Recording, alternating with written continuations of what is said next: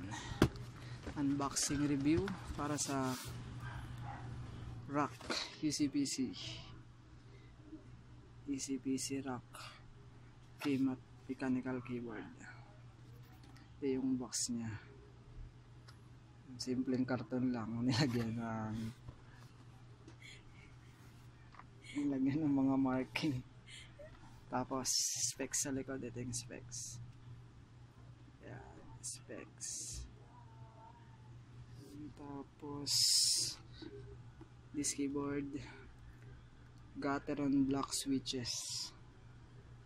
Ginagamit talaga siya para sa mga Mac.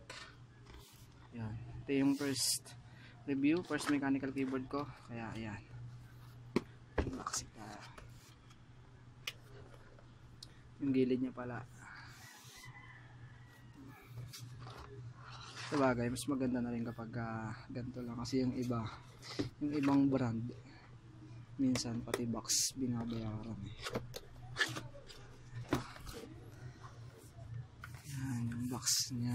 Then package is ito, alam ko pang tanggal to ng mga keys dito sa keyboard kung magpapalit ka. Yan, kailangan mo yan.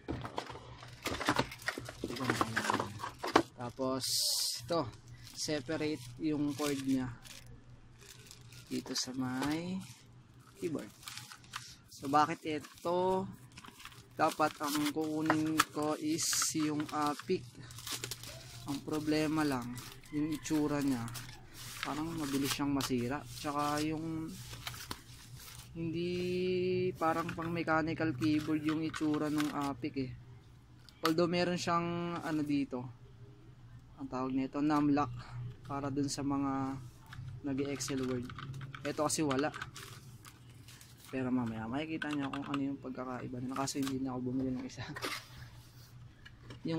Tsaka yung APIC pala, yung meron ditong numpad, yung kulay ng mga keys nya hindi masyadong nababago. So yung nagwi-wave lang, rock. Tapos metal ba? Metal yung nasa ilalim. Yung rock na APIC hindi eh, pure plastic. Tsaka yung wire nya hindi natatanggal. Ayan to. Tapos na lock. Then multimedia function. Ayan.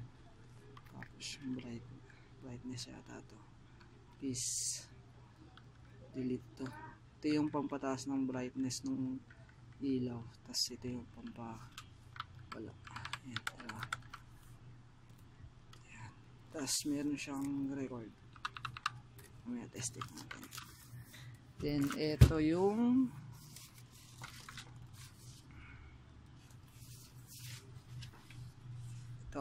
yan. Ito yung function keys nya. Yan. Ibang tawag dito. Requirements manual. Yung manual. Function keys. Yan. Feature description. Tapos light keys description. On off PS. Yan.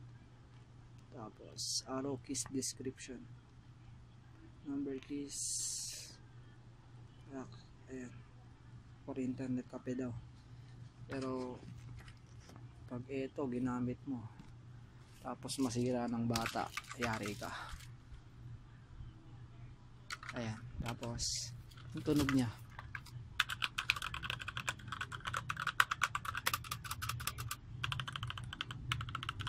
hindi nga lang siya pwede kapag gusto mo tahimik na keyboard.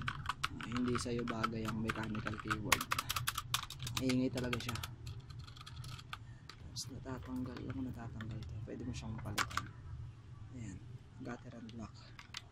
Yung keys niya. Ayan. So balik lang natin.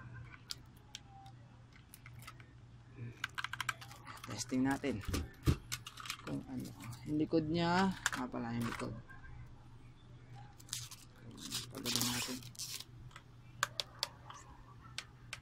plastic lang. Plastic na ilagay niya. Tanggalin na natin itong mga plastic. Ayan. Okay man. Easy peasy. Sa easy peasy lang siya available. Hindi ko lang alam sa ibang mga. Pero alam ko sa easy peasy lang.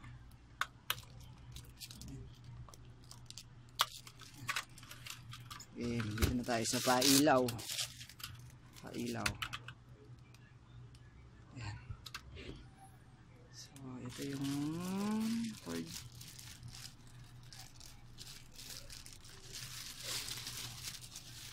Yung cord niya, parang materials niya medyo hindi ganun kaganda.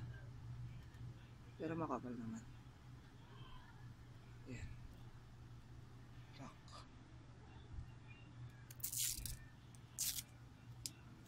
Hindi pala siya natatanggal. So, kung mahaba, ito na lang siguro yung pala. USB. Tayo natin sa harap. Isa-isa.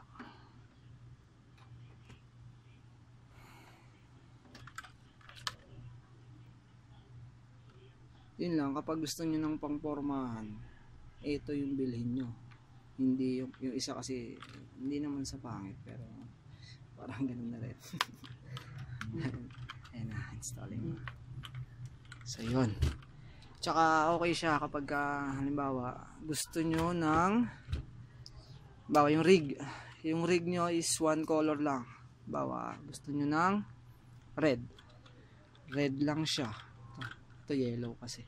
Patayin natin yung flash para makita yun. Ayan. Yellow lang siya. So function keys.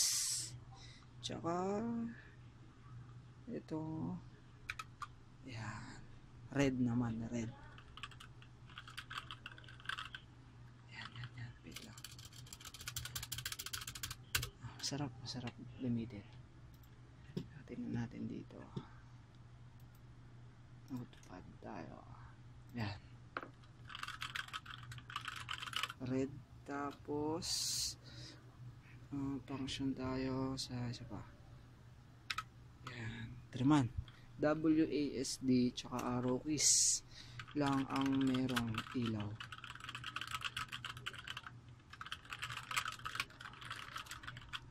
Ito. WASD tsaka arrow keys lang. Blue tsaka ang color yan.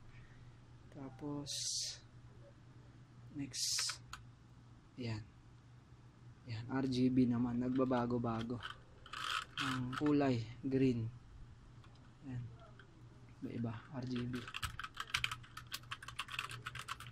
Next ayun, ito naman yung pag pinipindot mo, yun lang yung umiilaw. Pumindot ka dito, yan lang, iilaw siya kung ano yung pinindot mo. Galing, ganda. Next, ayan, yan parang umapoy, nagbiblink blink yung ilaw nya. Nakasan natin, ayan, iba naman yung kulay, green naman. Tapos pwede mong palit-palitan kung ano yung kulay ng rig mo para pag bumagay. Ayan. So next is ayan. Ayan naman. Okay din. Maganda rin. Nag-iiba-iba. So kung gusto mo ng ganito, maraming iba-iba. Maraming kulay. Ito na piliin mo. Kaso yun nga lang, numpkeys lang talaga, numpad. Wala siyang numpad dito sa gilid. Pero maganda. Nagbabago yung kulay. Next is yung pag pinindot mo, maalon. Yan. L. Pag ni-type ka, letter P, Q, G, G. Yan. Nagbabago. Kung saan ka pumindot, maalon siya. Yan. Hindi ko alam kung anong tawag sa ganyang effect. Pero pag marami kang pumindot. Next is ayan.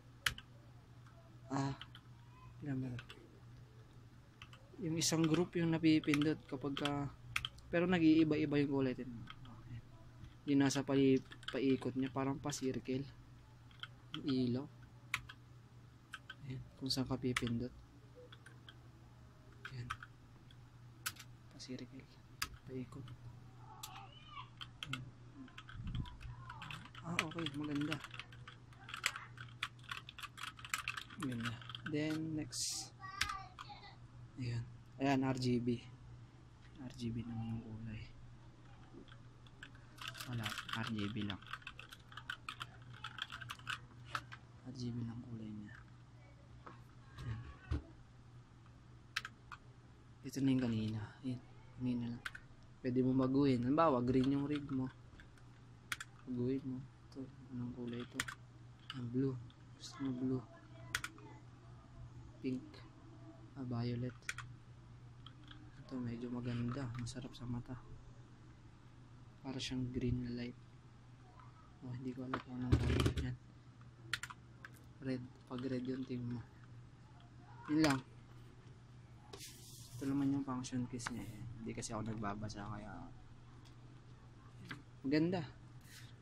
Kung gusto niyo yung forma, tsaka yung quality, tsaka yung style, ito ang piliin nyo. Yung isa kasi, although may numpad yun, meron siyang frame dito na ganito kakapal. Pag ganun. Tapos mataba. Mataba yun. Tsaka yung itsura, hindi maganda. Hindi katulad nito. Ayos, yun lang. Thank you. Yan. Tapos, unboxing review by Gerald. Yan.